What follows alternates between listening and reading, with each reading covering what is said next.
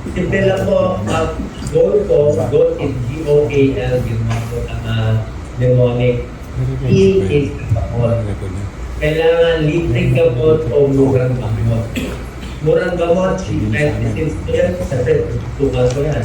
Hindi yan tinutukan kayo. Libreng gamot mula sa DOH, tinigil ng DOH yan, ibabalik natin yung top-up. Siyempre, kukulitin natin si Secretary General Forza ang gawin ko. Kung operasyon, libre operasyon, ito yung mga babae natin.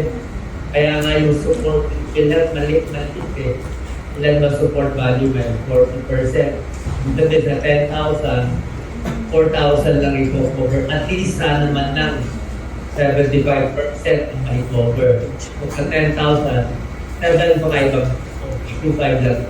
Lalabas mo po siya. Any sa mga advice na binibigay dapat tama. And mga lab test, mas nasabi ko sa inyo, 2D echo, ultrasound, kailangan din din sa babae.